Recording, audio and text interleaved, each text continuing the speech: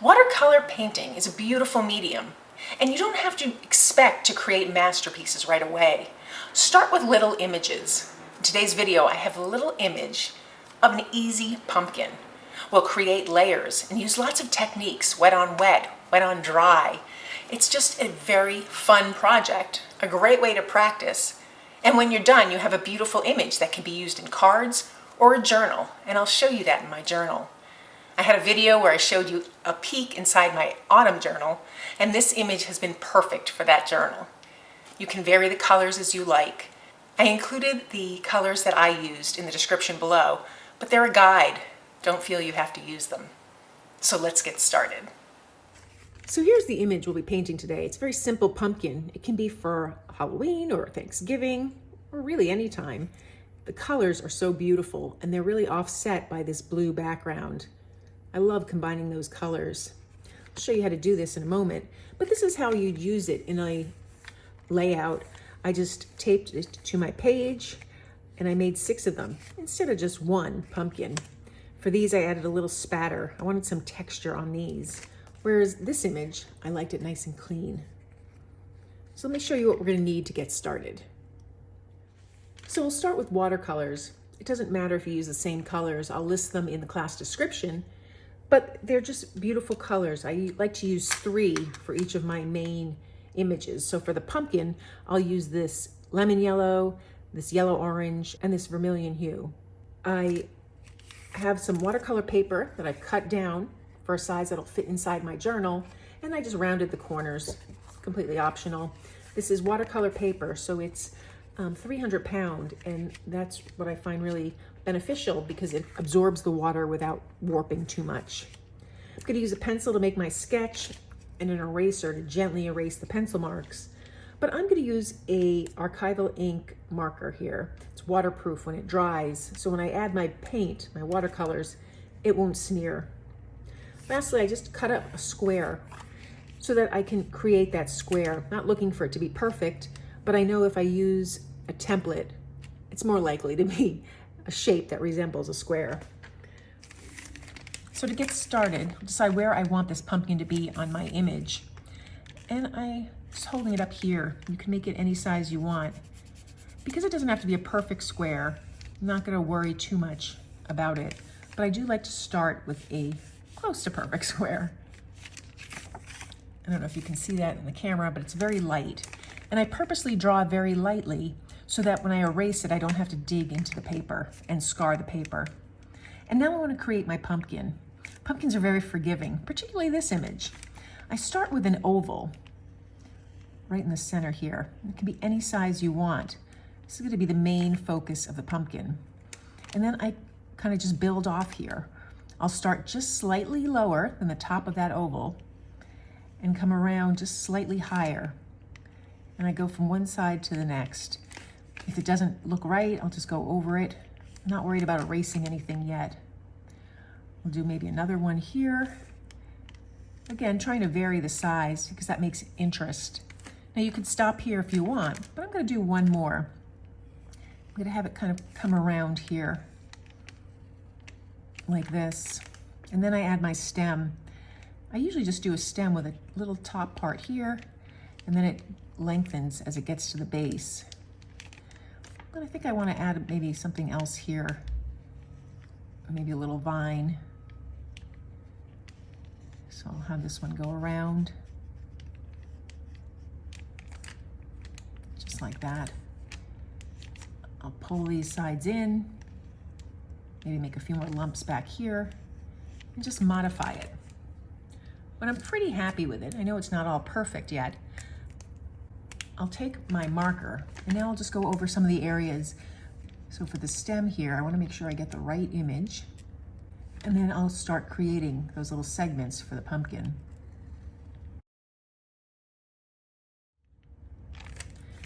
So once I'm happy with that, I can decide if I want to join these little edges up. And I like that look. And now I'm just going to draw around the square. This is just really to make the pumpkin a focus of this piece. It's not necessary either. I'm going to make lines here And I don't like to make a continuous line. I like to break it up with dots, maybe a couple dots every here and there. And I don't want it to be symmetrical either. So if I have one dot here, I'll work my way down until I'm very happy with how this looks.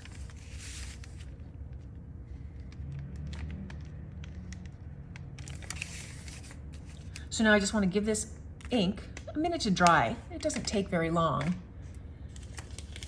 And when it's dry, I'll just gently come in here, very lightly erasing the marks. I would rather have a little pencil mark remaining than scarring up the paper. So if anything, just err on caution. So now you can decide if you want to paint your pumpkin or your background first. I'm going to jump into the background, and I want to use that beautiful blue background. So I'm using 3 different watercolor brushes. This is a 6, a 1, and a really tiny 5/0. Again, use the brushes you're comfortable with. I'm going to take just some clean water on my large brush, and I'm going to paint the background. I'm not worrying about getting all the background area of this paper saturated, just most of it. If I can do 75% of it with this water on the brush, I'll be very pleased. And I'll let that just soak into the paper for a bit. Now I'll mix my color. I'm going to take this cobalt blue and this dark green, and I'll just combine them until I get a very interesting shade that I like. Maybe add a little more green, a little more blue, until I have the shade. Just a little more blue, I think.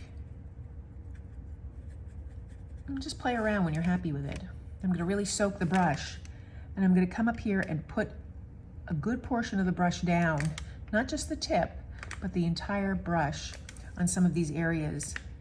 And I'm not looking to fill them in completely with the pigment, but you can see how the pigment is running around where we wet the paper.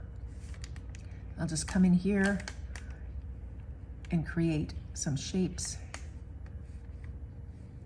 Where the paper was dry, the brush stroke has a hard edge, but where it was wet, the pigment will just bleed and blend.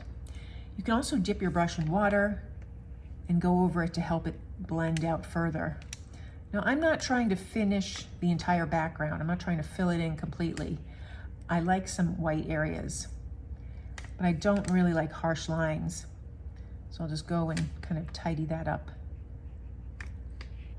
So I'm really happy with that, but the color I know is going to dry lighter. So I'll come back in with some more of that pigment on my brush and just deposit it in a few areas. It'll dry with a variation. Some of the pigment will run wherever it's wet on my painting. I'm going to come in here with a little Prussian blue and just dab in a few areas.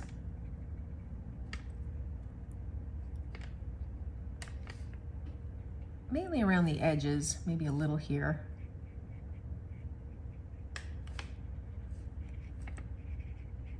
I'll rinse off my brush, and I'm going to come with that smaller brush, that number 1 brush. I dab that in water, and now I just want to pull some of that color around the vine. Can go around some of the edges as well. Anywhere that I think it needs just a little help moving. You can also turn your painting and get the colors flowing. So now before I start on the pumpkin or the stem, I need this layer to completely dry. I don't want to have the colors blending out. So I'll let this dry for maybe 15 minutes and we'll come back and start the next layer. So now my background has dried. If I want to make this more vibrant, I can go in there and put in a few more layers, but I'm happy with that. I can also try and pick up some of the paint, and all I need to do with that is take a clean brush with water, and this works with some colors of watercolor. It doesn't always work. And if I wanted to come in here and maybe make some marks, just making little brush strokes going up and down, you let it absorb into your paint, and you take a paper towel, and you press it down, and you're hoping to pick up that moisture. So you can see I have a very subtle effect. Some of the pigment was picked up, and you can see it here on my paper towel. So that's a technique you can try as well. But let's just jump right in, go right to that pumpkin. So now I'm gonna go back with my number 6 brush, wet it with clear water, and I'm gonna color in with the clear water each of the segments. Just wanna be careful not to overlap them. If I overlap them, it's not a big deal, but I'm trying not to. And I'll do the same thing, but I'm gonna use my much smaller brush here with the stem. Right now I'm just trying to saturate the paper. I don't want there to be standing water anywhere. And so if there is, I'll just move it around. And sometimes if I change the paper, you can see the glare and the light. So now let's start our first layer. This is a lemon yellow. It's a little cooler than the warm colors of oranges and reds. So I like to combine it with this yellow orange and then a little bit of water. I'm using my number 1 brush here. I'm gonna start on the left-hand side because I'm a right-handed person, but you can choose any segment you want. And I'm gonna go on those wet segments and very clunky, I'm gonna add some pigment.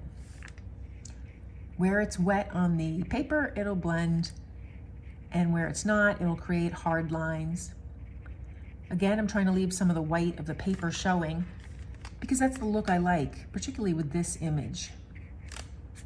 So I'll go all around the segments. I'm gonna leave the stem for now. I'll come back in with a little more of that yellow on my brush, and in some areas, I'll just wet that, trying to create a little more intensity on some of the spots. So that looks looking pretty good. I need to let this layer dry before I start the next layer. So I'll let this dry for about 10 minutes or so. So now that it's dry, or damp dry, I can go in there and add my next layer. My next layer is gonna be a little deeper orange. So I'll take some of this vermilion hue and mix it in with whatever yellow is left on my palette. Now, because I wanna make sure I have enough paint, I'll go back in with the yellow orange, the vermilion hue, until I feel I have enough. I can always mix more, and it's not crucial that this color be exact. So I found a blend that I like. With my number 1 brush, I'm gonna go and color some areas wet on dry. So I'm using the wet brush with the pigment on top of the previous layers. I want to be able to see some of that yellow coming through. So I'm gonna go to the top and the bottom of each of the segments. On the middle segment, the main segment, I'm gonna come around and just kind of go around the edge.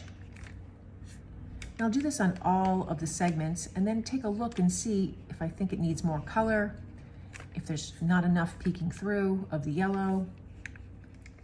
So I'm pretty happy with that. I like that there is a lot of the white showing, then the yellow, and now this orange. So I'll just come back in with the orange and just enhance and deepen some of the areas I've already added the pigment to. I'm not gonna go over newer areas or any more yellow.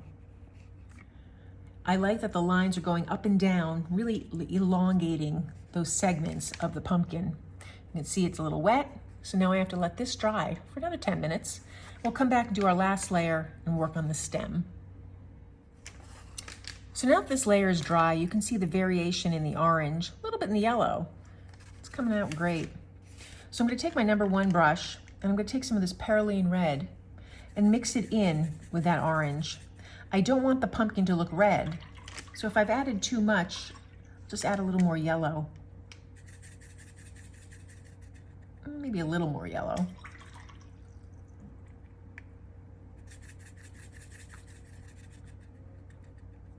That's looking pretty good.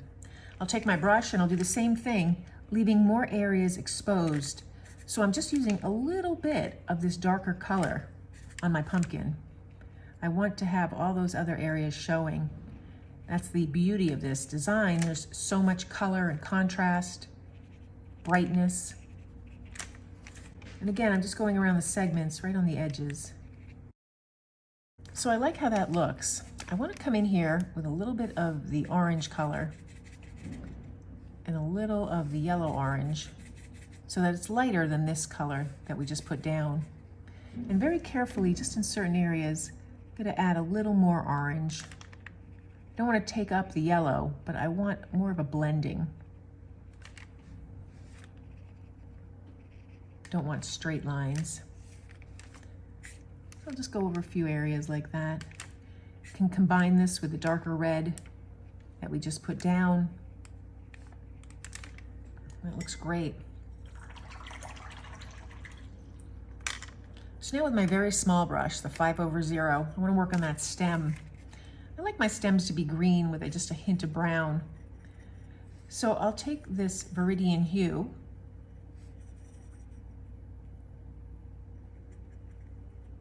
and some dark green here.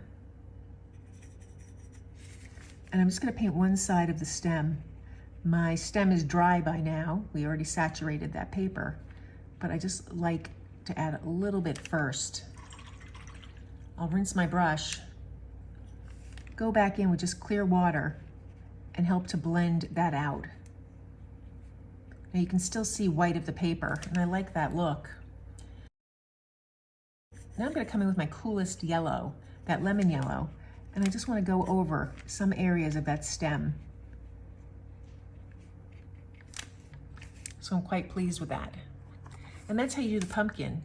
Now if you want to add the spatter that I had on that art journal page, you just choose the color spatter you want. It doesn't have to be black, although it could be. I'm going to use here a dark brown, like a sepia. I'm going to add a little of that dark blue as well. And then I just mix it up until it's inky consistency. I fill my brush, and then I'm going to just gently tap it on the painting. And it gives a really interesting result. A little texture, a little more imperfections to go with our already imperfect pumpkin. This is a great way to experiment with watercolor, making little images that you can use in your art journals. So that's the watercolor pumpkin that I included in my art journal. It would make a great tag, a great sticker, and a beautiful card front. I really like this because it's a great way to practice watercolor. You get a beautiful result fairly easily, and you can alter the colors as you see fit. If you don't like that blue background, we'll change it up. Use a different color, green or yellow, any color you'd like. If you found this video helpful, please give it a thumbs up and be sure to subscribe. And thank you for joining me today.